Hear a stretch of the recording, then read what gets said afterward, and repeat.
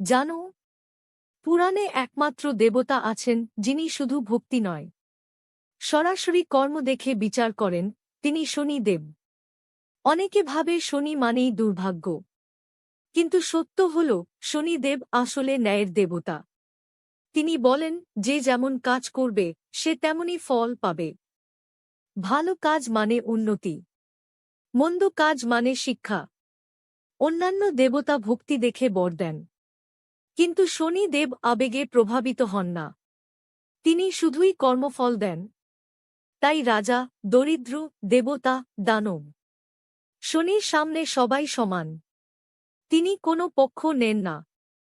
শনির দৃষ্টি মানে শাস্তি নয়, এটা হলো চরিত্র পরীক্ষা।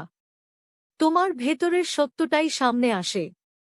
সাড়ে সাতি যখন আসে, তখন অহংকার ভাঙে, ভুল প্রকাশ পায়, আর মানুষ আসল পথে ফিরে আসে।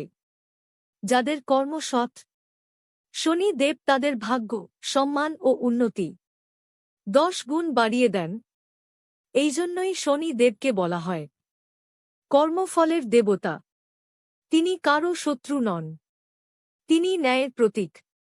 যে মানুষ সত্য পথে থাকে, শনির দৃষ্টি তাকে ভীত করে না, বরং উত্থান দেয়।